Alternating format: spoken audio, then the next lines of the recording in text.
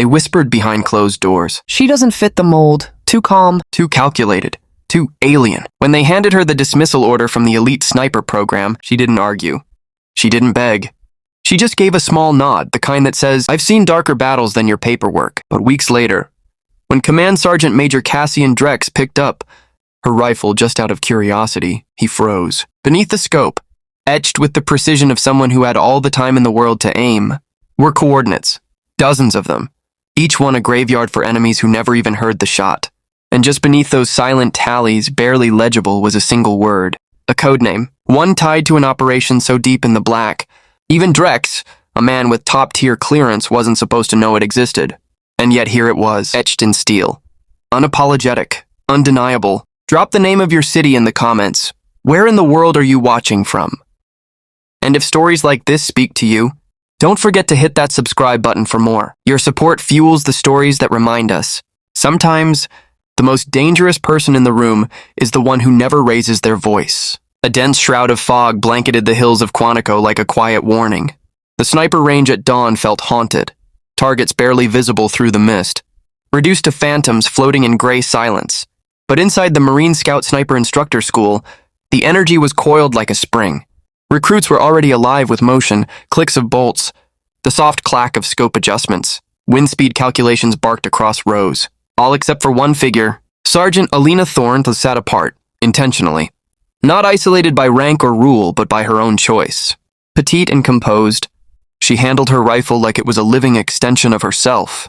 Her fingers traced the metal with reverence, part ritual, part memory. While the others bantered and placed bets, Thorne said nothing. Her eyes, ice pale and unwavering, never lifted from her rifle. "Ghost Girl's zoning out again," one recruit chuckled to another. "Think she'll even tag the paper this time?" Their mocking faded into silence the moment. Master Gunnery Sergeant. Cassian Drexen stepped onto the range, a walking avalanche of muscle and command. Drex was built like war forged into human form, 6'4", of unyielding discipline. His glare alone could recalibrate a soul. He marched straight to Alina without looking sideways. "Drill starts in 2 minutes, Thorne," he barked, voice laced with challenge. "Try not to nap through it." No flinch, no apology. She just nodded once. "All stone, no fear. The day's first task, timed rifle assembly. No warnings, no layout. Just a table full of disassembled weaponry and a clock already ticking." At Drex's signal, recruits lunged forward. Parts flew. Hands blurred. Sweat started to bead. "Done!" Recruit Rhodes yelled, slamming his rifle together. Others shouted out seconds later. Alina was the last one to finish, nearly 40 seconds behind. But when each rifle was inspected, the results were cold and clear. Only one was flawless. Not a single misaligned spring.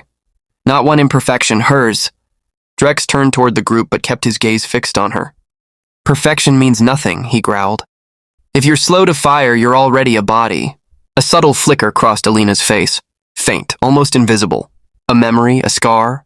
Then it vanished, her stillness returning like armor. While the others reset for the next evolution, Drex moved toward 2 nearby instructors and lowered his voice. 3 weeks in. "Still no urgency," he muttered. "Her fundamentals are flawless, but she lacks aggression. She won't survive a real hunt." Staff Sergeant Kelso folded his arms. "This isn't a marksmanship contest. We're not breeding shooters, we're building killers." Gunnery Sergeant Garrick Vole narrowed his eyes toward Alina, watching the way she moved, methodical, patient, precise.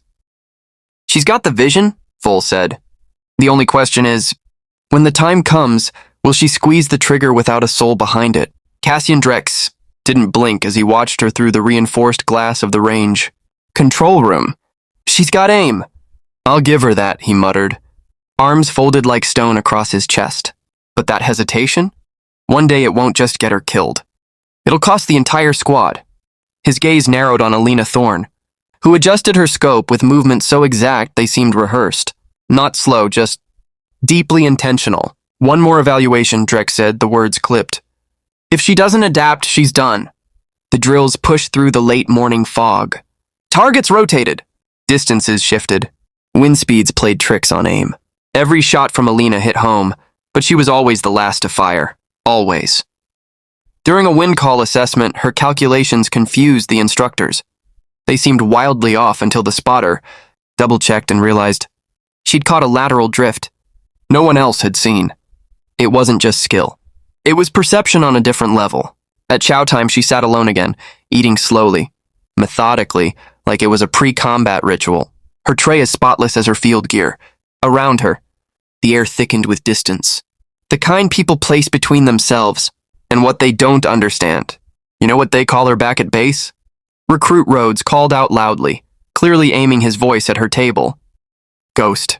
Not 'cause she's stealth, 'cause it's like she's not even there. The others laughed. She didn't flinch. Didn't look up. Didn't even breathe differently. Then came the pit, the brutal obstacle course that tested not just muscle, but mental endurance. Mud pits, razor wire, concrete climbs, sandbags dragging down shoulders like anchors. Rhodes tore through it with sheer aggression. Others stumbled, scrambled, cursed. Alina, she moved like a metronome, controlled, precise, never rushed. By the time she reached the finish line, the others had already recovered. Rhodes grinned as she emerged. Some enemies don't care about perfect form, Ghost, he said with a sneer. They just want you gone. You gonna line up the shot while they run circles around you? She didn't answer. She didn't need to. Her silence was heavier than anything he could have thrown at her. That afternoon, a summons arrived. In a dim office that smelled of steel and dust, Cassian Drex, Garrick Vole, and Staff Sergeant Kelso waited like a tribunal. Drex motioned to the chair. Sit. She did. No hesitation. No apology. He slid a file across the table, thick, annotated final. Your scores don't lie, Drex said. Your mechanics are clean. Calculations flawless. But this isn't about numbers. His stare bore into her. This job, it's built for people who decide. Fast, under pressure. When bullets are flying, when a teammate's down, when seconds matter, you move or they die. She didn't break eye contact. Didn't even blink. I've gone through your performance logs, Drex continued. You qualify on paper. But that's not enough. We're not shaping shooters. We're shaping weapons. Yes, sir, she said, voice quiet but unshaken. Then you understand why I have to make this call, he tapped the folder. This job, it's built for people who decide. Fast, under pressure. When bullets are flying, when a teammate's down, when seconds matter, you move or they die. She didn't break eye contact. Didn't even blink. I've gone through your performance logs, Drex continued. You qualify on paper. But that's not enough. We're not shaping shooters. We're shaping weapons. Yes, sir, she said, voice quiet but unshaken. Then you understand why I have to make this call. He tapped the folder. Effective immediately, you're being cut from the program. No medal, no speech. No formal dismissal. Just the paper. He slid it toward her. She looked down only once, then back up. No anger, no despair. Only presence. Total and unsettling. She rose and saluted, flawless in form, unshaken in soul, and walked out. Back in the barracks, she moved like she always had. Exact. Measured. Her bag was packed in minutes. From beneath her uniform shirts, she retrieved a satellite phone, old, encrypted, military grade. A message blinked. She read it once, responded in fluid Arabic, and slipped the device away. Then came the rifle case. Worn, dented, covered in old customs stickers, each one a memory from a country most recruits couldn't find on a map. She ran her fingers over the locks like a musician touching strings. With the case in hand, Alina Thorne walked across the compound, heading straight for the exit. No goodbyes. No glances over her shoulder. No weight in her step. Just silence. The kind that meant her story wasn't over. It was just beginning. Outside the mess hall, Rhodes leaned against the railing, arms folded with that same smug expression plastered across his face. He watched Alina Thorne walk away, his voice loud enough to carry. Guess HQ finally figured it out, he called out, grinning. This isn't a library for quiet girls with perfect posture. A few recruits laughed, but Alina didn't even blink. She didn't speed up, didn't flinch. Instead, she shifted course, turning toward the far ridge of the 1,000-yard range. She wasn't leaving. Inside the admin wing, Cassian Drex was flipping through assessment files, red pen in hand, when Staff Sergeant Kelso barged into his office. Sir, Kelso said, voice tense, you'll want to get outside. Right now. Drex didn't look up. What now? Kelso's eyes were wide. It's Thorne. She's on the long range and... Sir, you need to see it for yourself. The air near the 1,000-yard line. was eerie, too quiet for midday. Even the breeze had stopped. At the far station, almost hidden in the tree line's shadow, Alina Thorne lay prone behind her rifle. Not standard issue. This one was customized, scarred, the kind of rifle you only earned through real deployments, not training simulations. It had the look of something that's seen the world through crosshairs. The steel target at 1,200 yards, usually more for legend than reality, had been struck. Not once, not twice, 3 times. Tight grouping, equilateral triangle, all inside the radius of a playing card. Drex stormed down the gravel path toward her, boots crunching. "What in God's name do you think you're doing, Thorne?" he snapped. "You've been discharged. That means you're off this range." She didn't argue, didn't explain. She just handed him the rifle. Instinctively, he took it and then froze. Etched beneath the scope mount, barely visible under layers of wear, were strings of engraved data, coordinates, timestamps, locations, and next to each confirmed kill notations. Afghanistan, Venezuela, Mali, Syria, 4 continents. All legit. And then, at the bottom, one final engraving, Operation Nightshade. 0617, target neutralized. Drex's blood ran cold. "That's classified Tier 1, he said under his breath. No one outside the Joint Command Circle even knows Nightshade happened. Kelso stepped closer, caught sight of the etchings, and took a reflexive step back. His hand went to the encrypted handset on his belt, fingers trembling as he tapped in a secure code. 10 minutes later, a matte black SUV rolled onto the gravel, sunlight sliding off its spotless windows. It bore government tags, non-military but unmistakably official. A tall man in a charcoal suit stepped out first, silver hair, deliberate gait, no insignia. 2 tactical officers followed, flanking him like shadows. He approached Drex calmly, confidently. "Master Gunnery," he said with a curt nod. "Looks like you've finally met the one we don't put on paper." Drex straightened instinctively but said nothing. The man extended his hand.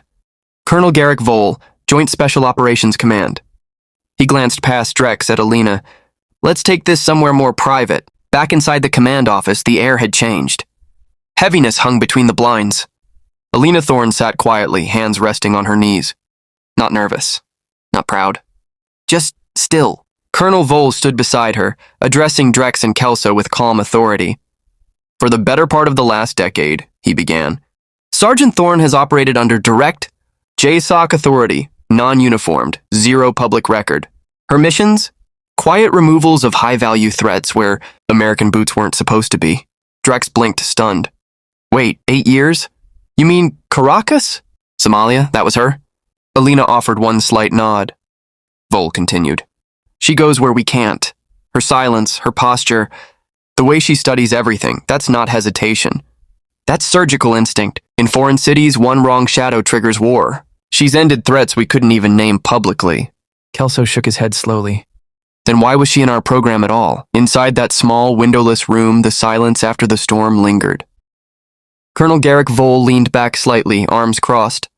His voice carried the ease of someone used to making permanent decisions. "She's operating at a level most people can't even see," he said, eyes fixed on Drex. "It's time her record started showing it. From this point forward, Thorne's stepping into an instructor role. What she knows, future units need." Cassian Drex turned to her, a knot forming behind his ribs. "You could have told us," he said. "You could have spoken up." For the first time, Alina Thorne gave the faintest hint of a smile, measured, quiet, and unmistakably intentional. "If you are the mission," she said calmly, "you don't spend time proving it." Drex frowned, still piecing it together. "We've built this program around reaction speed. Physical dominance, aggression under pressure." Her voice, soft and even, cut through his doubt like a laser through fog. "And all of that's important," she said. "But the best snipers aren't the ones who strike first. They're the ones who wait the longest and still never miss. Patience isn't hesitation. It's a weapon." Vole nodded slowly, like someone hearing an echo from a classified file. "For the record," he added, glancing toward Drex, "Sergeant Thorne holds the longest successful covert elimination in JSOC history.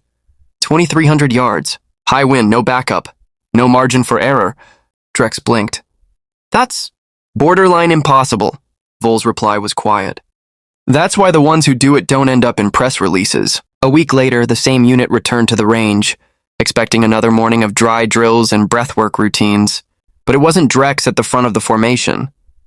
It was Sergeant Alina Thorne, rifle slung low, posture crisp, eyes calm. Private Rhodes squinted toward the podium, confused. "What's she doing up there?" Before anyone could answer, Drex emerged from behind the row of recruits. "Attention," he barked. "Sergeant Thorne will be leading today's session on combat breath regulation. You're going to listen closely." Rhodes swallowed. "Yes, sir." What followed wasn't flashy. No theatrics. Just quiet precision. For the next 60 minutes, Thorne spoke more than she had in 3 weeks, but never raised her voice. Her tone was low, disciplined, and soaked in the kind of lived experience most of them could only guess at. She walked them through techniques that didn't show up in manuals, slowing the heartbeat through patterned breathing, neutralizing muscle tremors by syncing exhalation with the cardiac pause, adjusting barrel sway for body temperature changes under prolonged exposure, measuring internal shift, left to right, during extended prone holds. Then she gave them the key. "At extreme range, your greatest enemy isn't the wind," she said. "It's your own pulse. One heartbeat can tilt your aim by a fraction of an inch. At 1,000 yards, that's the difference between a mission complete and a headline." She demonstrated. Inhale for 4. Hold for 4. Exhale for 6. Hold for 2. Repeat, calm the system. Quiet the nerves, reset. "When you're in control," she continued, "you wait until your breath is shallow and your rhythm's locked in. Then inhale to 80%, exhale to 60%, hold. You've got 8 to 10 seconds. That's your kill window." After the group broke off, Rhodes lingered, uncertain but not mocking anymore. He approached her with quiet steps. "Sergeant," he began, "I just wanted to say I was wrong. About everything." She looked at him, not with judgment, just focus. "Then don't say it," she replied. "Train harder. Make sure you don't miss." He nodded, then hesitated. "How'd you stay sharp when no one believed in you?" "When we didn't." She didn't answer right away. Just watched him. Then finally her reply came, steady and unshakable. "Because this was never about proving anything," she said. "It was never about me." She stepped past him, her voice just loud enough to carry. "It's always been about the mission." And I never left it. As Lieutenant Rhodes disappeared into the blur of heat and horizon, Cassian Drex stepped quietly beside Alina Thorne, eyes still fixed on the scorched dirt of the firing range. "That wasn't standard," he murmured. She said nothing, just fine-tuned the rifle's bipod with deliberate precision. "I've got more questions now than when I got here," he added. Her lip curved ever so slightly. "Wouldn't expect anything less." Drex dropped his voice, glancing around though the range was deserted. "Nightshade. That wasn't a drone strike, was it? We were told a Reaper took out Almani." Her expression barely shifted, but her eyes flicked to him like a blade drawn halfway. "I don't discuss rumors," she replied evenly. He nodded as if expecting the dodge. "But that trajectory? That signature? It wasn't mechanical. That was a person's hand. Yours." Alina gave a soft shrug. "It's just a rifle, Drex, steel and glass. No voice of its own." Drex studied her, the kind of long stare soldiers share when they've both buried things they can't unsee. Finally, he said, "HQ's assigning you to rewrite our precision training from the ground up. Not just here, global. They're rolling out something called the Precision Engagement Protocol." Her shoulders stiffened slightly. "I'm not a doctrine writer. I don't teach. I disappear." He exhaled, not arguing. Sometimes the ghosts have to come back and teach the living how to vanish. That evening, Colonel Garrick Vole called a closed-door session in the officers' mess. Only 5 were invited: Drex, Kelso, and 3 handpicked instructors. When Thorne stepped in last, the room hushed like a held breath. Her discomfort wasn't hidden. This was foreign terrain to her. Vole rose, voice calm but clipped. "Gentlemen," he said, sealing the room with biometric locks, "what you're about to learn is buried deeper than Langley's black vaults. Sergeant Thorne has authorized me to share fragments of her record. Not for entertainment, but so you grasp the caliber of the operator now overseeing your marksman cadre." He tapped a secure tablet. A map glowed to life, covered in red dots, scattered across continents like a virus trail. 8 years ago, back in basic, Thorne's range scores weren't just exceptional. They were flagged by an off-books initiative, one that skipped sniper school altogether. Codename Spectre. Kelso blinked. "That's not on any board I've seen." Vole locked eyes with him. "Exactly. It's not meant to be. They didn't create her to fight wars. They created her to end them before they even began. No badge, no records, no witnesses. Just one name whispered in black sites and war rooms." Alina Thorne. The initiative wasn't officially on paper. It never had a public face. Internally, it went by a ghost name, Spectre, a covert program designed not to train soldiers, but to sculpt shadows. Operatives trained to disappear into crowds, slip through borders, and strike without leaving a fingerprint. No fatigues, no dog tags, no digital existence. Just precision and silence. Spectre wasn't about strength, said Command Sergeant Major Cassian Drex, his tone razor sharp. It was about vanishing in plain sight. It was about minds that could stay cold under fire. General Garrick Vole activated the room's secure screen. And when it came to invisible assets, we learned quickly women were the deadliest. Drex nodded. In regions where men spark suspicion, women pass unnoticed. They go where male agents can't. They enter circles that don't even register them as threats. Vole placed a secure folder on the table, every page redacted, every corner marked top secret. This file? It's not training material. It's a monument. The screen flipped through flashes of static, blurred photos and coded kill reports. 27 confirmed neutralizations, Vole read aloud. 16 nations. 8 years. Targets ranging from warlords to rogue scientists. Every single one removed from distances no one thought possible. Drex leaned forward. Remember Venezuela? Vole gave a slow nod. A 2.1-mile shot. Wind shear. Heavy rain. Full hurricane. Category 2, Drex added. She set up in a cliffside nest disguised as a bird watcher. 6 weeks embedded. No backup, no second shot. 1 round, Vole confirmed. Eliminated a cartel kingpin tied to 3 embassy bombings. The man was untouchable. No country wanted the fallout. But she made him vanish. The war room fell into heavy silence. Finally, a voice cut through it. Then why is she here now? Asked one of the instructors. Why end the field career of someone who still delivers results? Vole didn't answer. Because someone else already had. From the back of the room, a calm, grounded voice spoke. I asked to come in. Everyone turned. Alina Thorne stood there, her posture relaxed, her presence unshakable. 8 years, she said. I did what I was built to do. But ghosts fade. Now I train the next generation. The very next morning, she led the recruits past the wire, deep into the wilderness. No salutes, no introductions. Just a single task, vanish. They were to track an enemy encampment, log every movement, build overwatch shelters that couldn't be seen even up close, and most importantly, remain invisible. Under Alina Thorne, they weren't just going to be soldiers. They were going to become specters. Captain Rhodes and his unit moved like they'd rehearsed it 100 times, textbook precision. Nestled beneath tangled brush and jagged stone, their overwatch spot looked ideal. Wide angles, natural cover, multiple exit routes.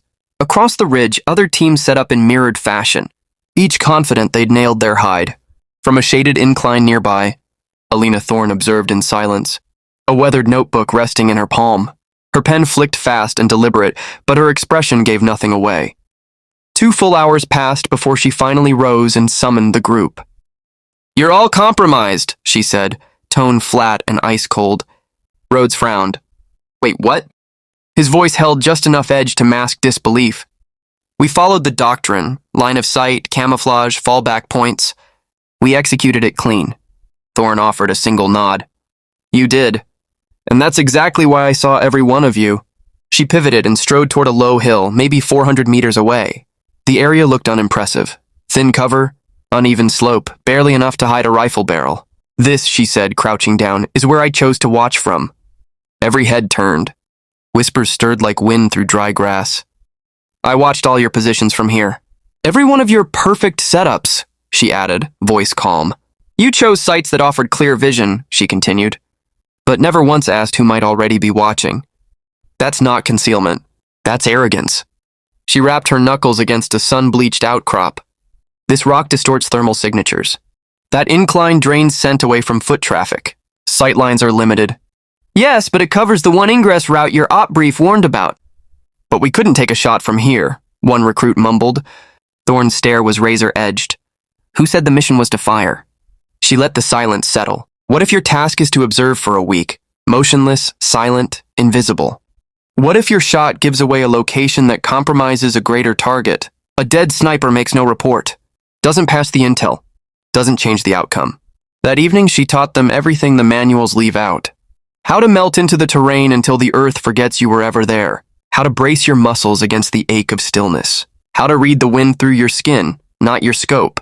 By the time the sun touched the horizon, even Rhodes, stoic, unshakable Rhodes, watched her with something new in his eyes. "Where'd you learn this?"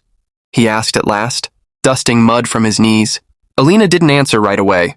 She just met his gaze with the calm of someone who'd seen things no doctrine prepares you for. "From places where mistakes don't leave second chances," she said. "And from missions that didn't come with a way home. From the kind of ghosts you pray never find your trail," Alina Thorne said, her tone even unshaken. That night the armory was quiet, cold steel, tools in their slots, fluorescent lights humming overhead like a distant storm. She sat alone at the bench, rifle laid out in parts like sacred relics, each cleaned with a ritualist's care. Cassian Drex stepped through the door. "Kandahar," he said quietly. No preamble, just the name. She didn't look up. Only her hands paused, fractionally, then continued cleaning the bolt housing. "That mission's not in any official report," she replied. "I know," Drex said. "Garrick Vole told me anyway. 5 days in open terrain, no supplies. Compound fracture in your left arm. And still, you made the shot." Alina clicked the bolt shut. "I had a window," she said. "I took it. You had every reason to call for an evac. No one would have questioned it. I wasn't the priority. The mission was." Drex leaned on the edge of the table, watching her work with quiet respect. "Now I get it. You're not cautious, you're calculated. You don't move unless the movement means something.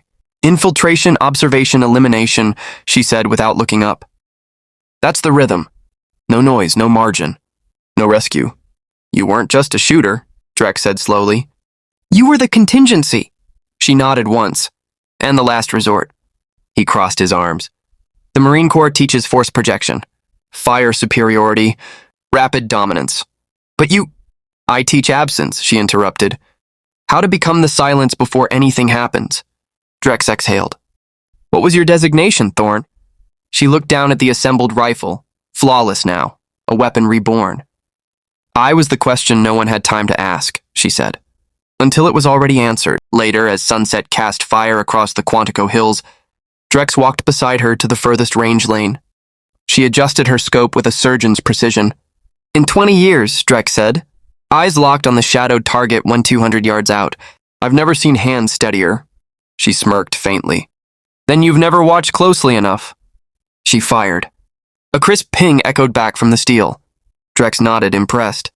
"You ever meet someone who never asked for recognition, but carried the weight of a dozen?" Alina slung her rifle and looked toward the horizon. "They're usually the ones whose names don't make the walls. Just the results."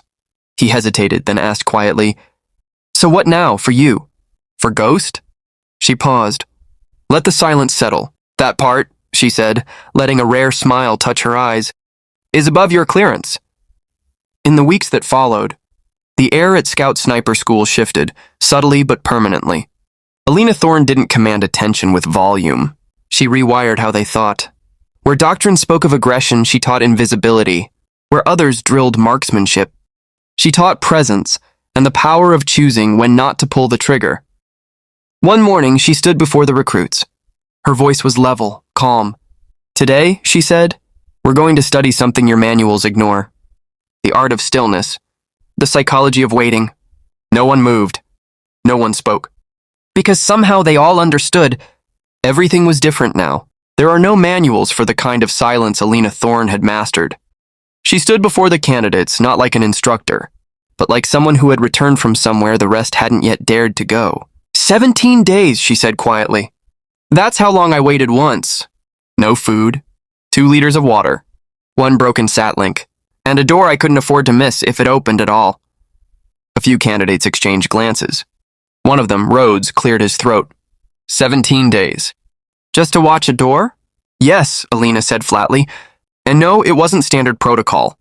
But neither was the target." She stepped to the whiteboard, drawing a simple diagram, lines and shadows, sight lines and cover. "Most sniper training teaches you to shoot. What they don't teach is the part before the shot. The wait, the hunger, the hallucinations, the thoughts that start to rot your discipline." She turned, eyes cold and focused. You think your weapon is the rifle? It's not. It's your mind. Lose that and you've already failed. What followed was a lesson none of them expected. Mental endurance drills, cognitive control loops, breathing regulation. Not for stress, but for staying conscious at the edge of dehydration. How to suppress the instinct to blink, to scratch, to move. Impulse is the enemy, she said. The whisper that tells you to shift just once. That whisper. It's killed better shooters than you. Later, outside the armory, Cassian Drex met her. She was locking her gear back into place with calm precision. Vol wants your first impressions, Drex said, watching her. She didn't even look up. They're green, but they're watching. That's enough for now. That's it? She paused, then looked up at him. You want detail? Fine. They still think war is movement. I'm trying to teach them that survival is stillness. That sometimes the best operator is the one no one remembers being there. He smirked. Now that sounds like a report from Ghost. Then his tone shifted. One more thing.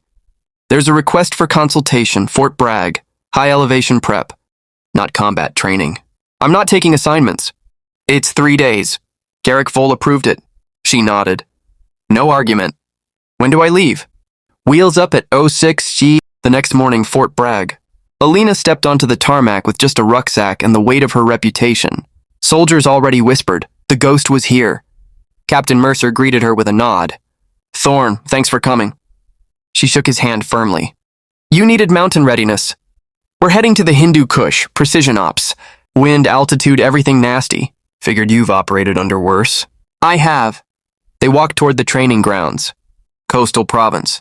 2019, Mercer said offhandedly. Alina raised a brow. Not part of the file. No, but word travels.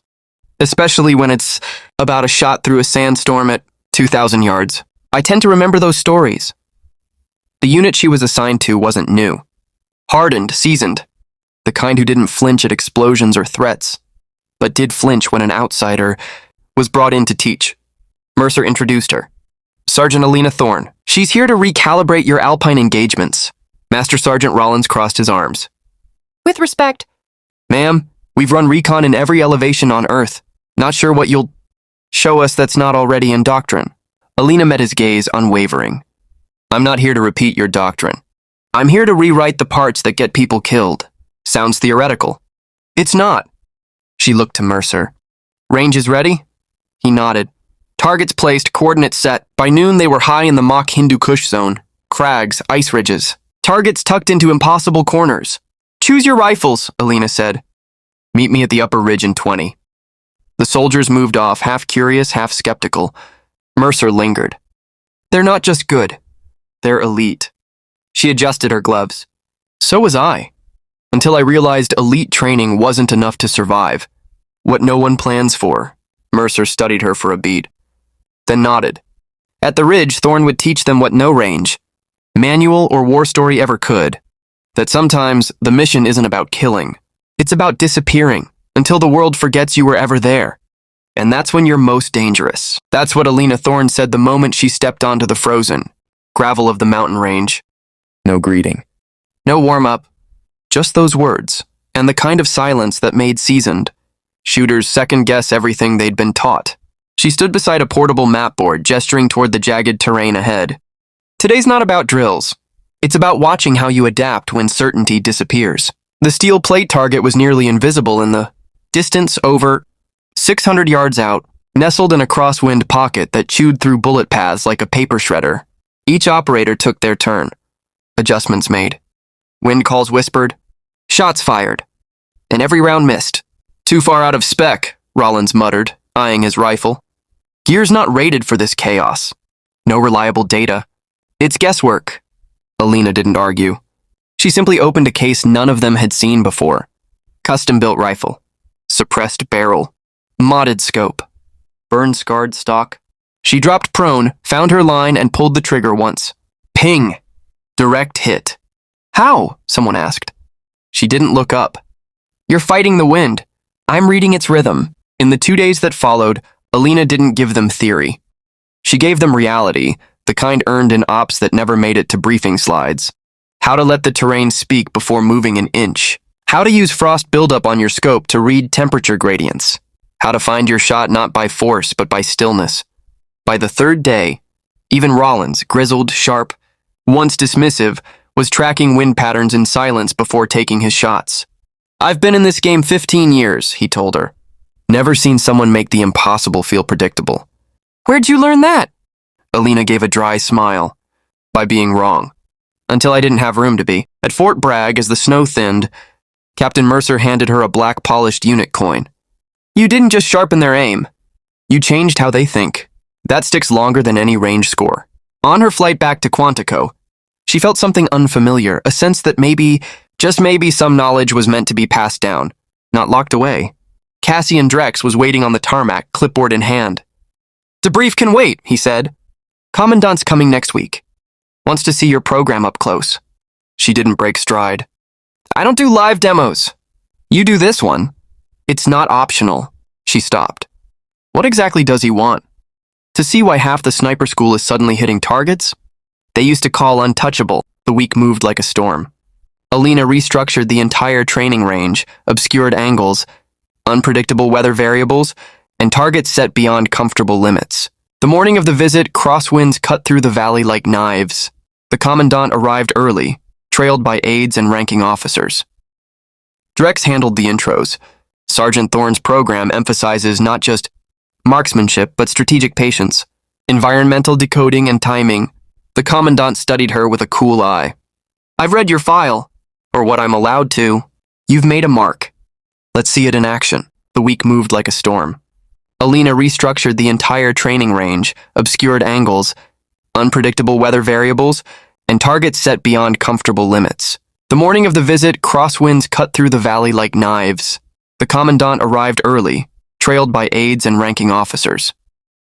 Drex handled the intros. Sergeant Thorne's program emphasizes not just marksmanship, but strategic patience, environmental decoding and timing. The commandant studied her with a cool eye. I've read your file, or what I'm allowed to. You've made a mark.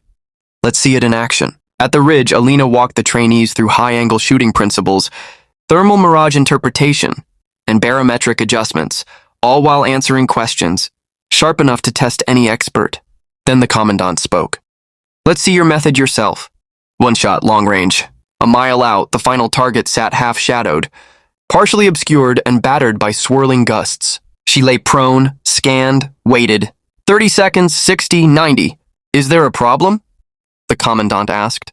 Drex answered softly. No, sir. She's listening. At the 2-minute mark, she fired. Silence. Then ping. Dead center.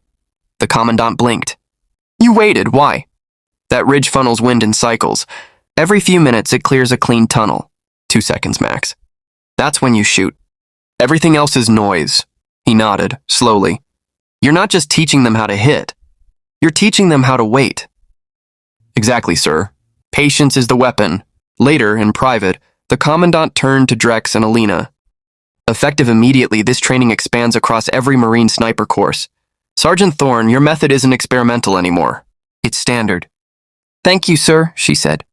And there's more. Your classified contributions, Coastal Province, Operation Black Wake, they've been acknowledged, quietly but officially.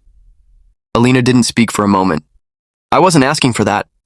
That's why you earned it. That evening, with the sun bleeding into the treetops, Drex found her alone on the ridge, cleaning her rifle like nothing had changed. So, he said, legend status unlocked. She chuckled. Legends are for bedtime stories. I'm still on the clock. Tomorrow's urban hide training. Candidates are amped. Even Rhodes, especially Rhodes, she said, standing. He finally realized it's not about firepower. It's about timing. She aimed once more. One shot, one echo. Far away, another clean hit. Still aggressive for someone who wasn't fit for sniper school. Drex joked. Alina glanced over. Sometimes aggression isn't about pulling the trigger faster. It's about waiting longer than anyone else can.